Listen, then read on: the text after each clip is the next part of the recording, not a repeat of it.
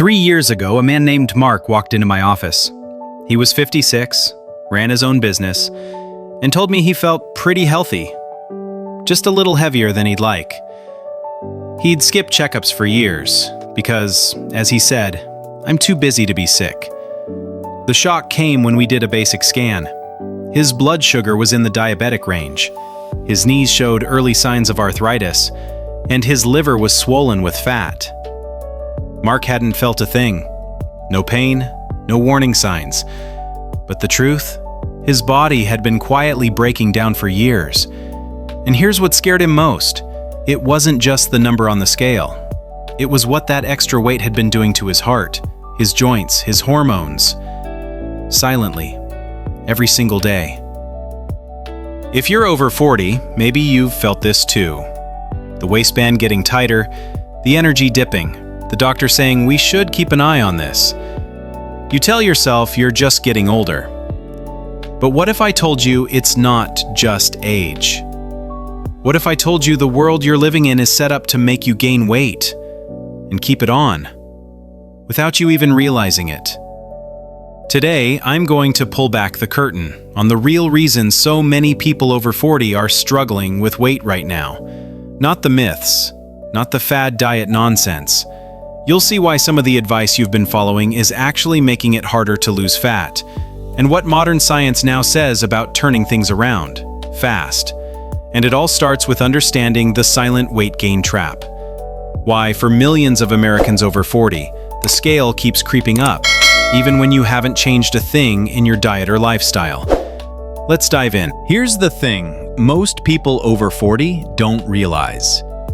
Your body changes the rules without telling you. From your late 30s onward, you start losing muscle, about half a pound to a pound every year if you're not actively working to keep it. Muscle is the engine that burns calories even when you're sitting on the couch. The smaller that engine gets, the fewer calories you burn each day, even if your activity level stays exactly the same.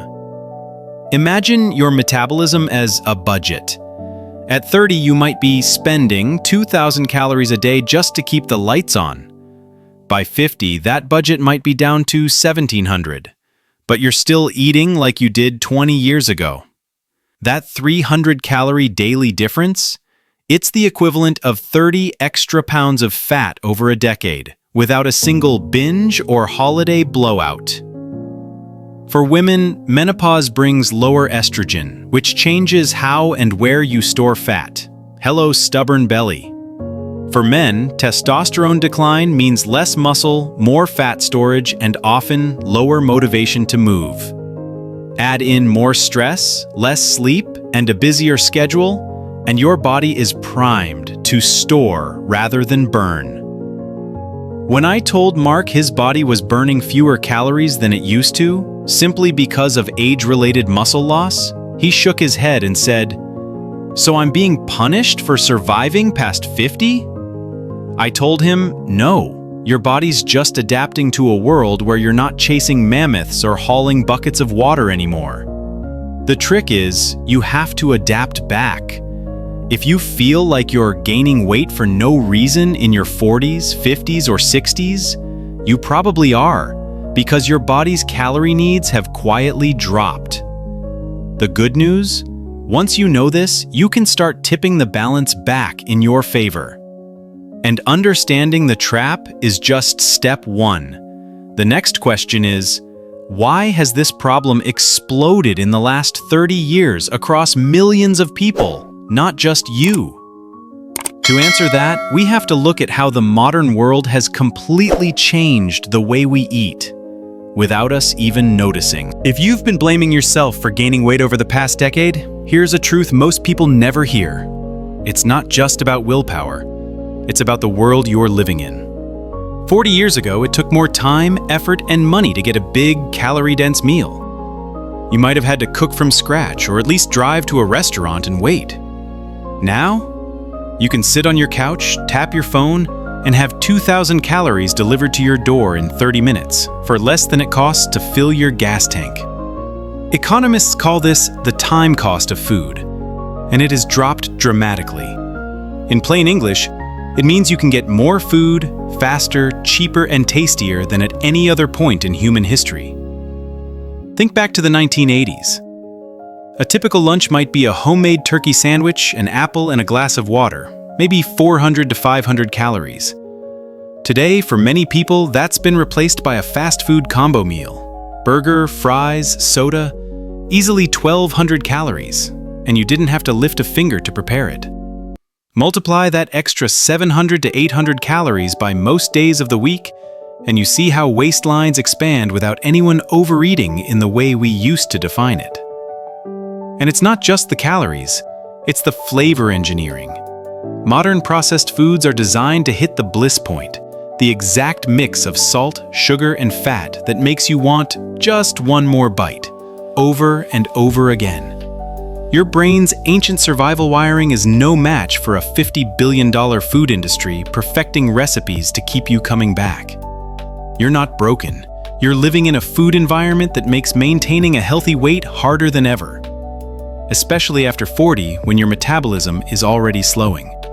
The key isn't to feel guilty, it's to learn how to navigate this new reality.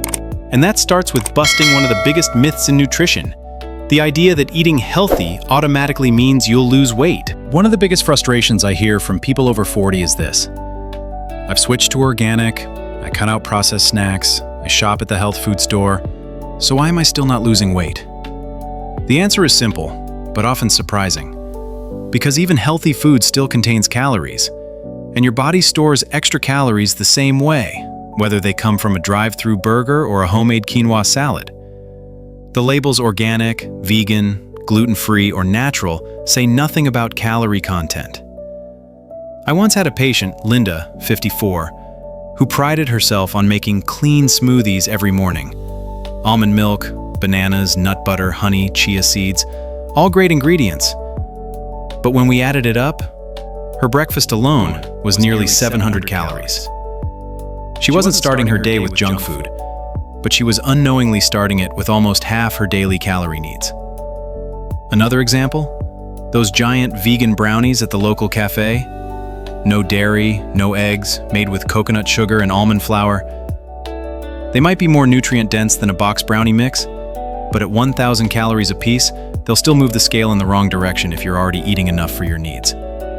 Whole, minimally processed foods are fantastic for your heart, your digestion, your energy levels. But when it comes to losing fat, the math still matters. You have to create a gentle calorie deficit. That means being mindful of portions, even with foods that are good for you. So how do you identify the real calorie culprits in your day, especially the ones hiding in healthy disguise? A good place to start is by looking at one of the most misunderstood ingredients in the modern diet: sugar. Sugar has been painted as the ultimate villain in the weight loss story. And while it's true that eating too much sugar can make you gain weight, the real issue isn't that it's toxic. It's that it quietly drives up your total calorie intake. This is especially sneaky with liquid calories. A 20-ounce regular soda has about 240 calories and nearly 16 teaspoons of sugar. Drink just one a day, and over a year that adds up to enough extra energy to gain more than 20 pounds. And it's not just sodas. Sweetened teas, coffee drinks, bottled smoothies, even all-natural fruit juices can carry a hefty sugar load. One patient of mine, Carl, 62, thought he was making a healthy choice by swapping his afternoon soda for a bottled green juice. It was full of vitamins, but also packed with 45 grams of sugar. His blood sugar stayed high and the scale barely moved. On the flip side, many people have been told that artificial sweeteners are dangerous. The truth from decades of research: most common non-nutritive sweeteners like sucralose, stevia, and aspartame are considered safe for the general population and can be a useful tool for cutting calories, especially from drinks. When Carl switched to a diet soda or sparkling water with a splash of lemon, he cut over 1,500 calories a week without feeling deprived. Sugar in small amounts isn't the enemy, but hidden sugar in your drinks and snacks can quietly sabotage your goals. And if artificial sweeteners help you transition away from high-calorie options, they can be part of the solution. Once you understand how sugar affects your calorie balance, the next step is to face the bigger, harder truth. Why carrying extra weight for years is not just a cosmetic issue, but a serious long-term health risk. There's a comforting idea that you can be significantly overweight and still be perfectly healthy. And while some people's lab results might look fine for a few years, the reality is that carrying excess weight, especially for a long time, almost always catches up with you. Extra fat tissue doesn't just sit there. It acts like an active organ, releasing hormones and inflammatory chemicals that strain your heart, interfere with your metabolism, and wear down your joints. Over time, this increases your risk for type 2 diabetes, heart disease, sleep apnea, certain cancers, and chronic pain. I'll never forget Robert, 61, who swore he was big but healthy. He could mow his lawn, and his blood pressure was only a little high. But when severe knee pain brought him in, the x-rays showed bone-on-bone arthritis, and his blood tests revealed pre-diabetes. He hadn't connected his weight to his joint damage or blood sugar problems, until it was impossible to ignore. Our bodies are resilient, but they have limits. Even modest weight loss, just 5 to 10% of your body weight, can significantly lower your risk and improve how you feel. You don't have to aim for perfection. You just have to start tipping the scales back in your favor. And that brings us to another sensitive topic: how we talk about weight, self-worth, and motivation in a culture that's trying to be more accepting, but sometimes confuses compassion with denial. The body positivity movement started with a beautiful goal: to challenge cruel judgments, end weight-based discrimination, and remind people that their worth isn't defined by a number. That message matters. Nobody should be shamed for their body.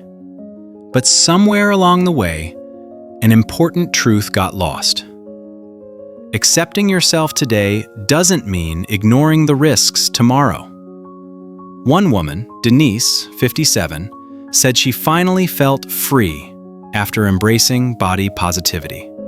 No more crash diets, no more self-loathing. But over the years, her blood pressure crept up, her cholesterol climbed, and her energy dropped. By the time we met, she admitted she no longer recognized herself.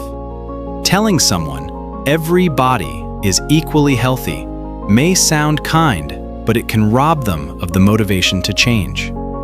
True compassion is being able to say, "You are valuable and worthy exactly as you are, and I care enough to help you protect your future health." A 60-year-old client once told me, "I didn't lose weight because I hated my body. I lost it because I loved my body enough to take care of it." That's the essence of body honesty. Respecting yourself enough to face reality and take action. Once you adopt that mindset, the question becomes, what are the most effective tools available today to help you succeed? Most people think they have to choose between willpower or endless dieting, but today we have two powerful tools: modern medication and smart lifestyle habits. The first tool is GLP-1 receptor agonists, like semaglutide. These medications work with your body's natural signals to reduce appetite and help you feel satisfied with smaller portions. For many of my patients, it's like turning down the constant food noise. James, 63, lost 20 pounds in 3 months with this treatment, plus better blood sugar, without feeling deprived. The second tool is a simple, sustainable eating and movement plan. After 40, your body responds best to meals with lean protein, high-fiber vegetables, and healthy fats. Add in small but consistent movement, like a 10 to 15-minute walk after meals, and you help your body manage blood sugar, protect your joints, and preserve muscle. The real magic happens when these tools work together. Medication can make healthy eating easier to stick to, and good habits make your medication more effective. And if you think the breakthroughs stop here, you'll want to hear what's coming next, because the future of Wonder Drugs is closer than you think. We are living in a remarkable moment in medical history. In just the last few years, we've seen weight loss medications evolve dramatically. And this is only the beginning. Researchers are exploring drugs to preserve muscle, protect joints, reduce inflammation, and even slow aging. But here's the truth. No pill or injection will ever replace the benefits of healthy living. These drugs are tools, not magic. They can give you an advantage, but your daily choices still determine how well they work. I've seen two people on the same medication have completely different outcomes. One used it as a shortcut and regained the weight. The other used it as a stepping stone and built better habits. Guess who kept the results? The future of health isn't about choosing between medicine and lifestyle. It's about combining the best of both. Science can give you a head start, but your habits will carry you across the finish line. So as we wrap up, let's bring everything together into a simple, actionable plan you can start right now. No overwhelm, no fad diets, just real steps toward a healthier you.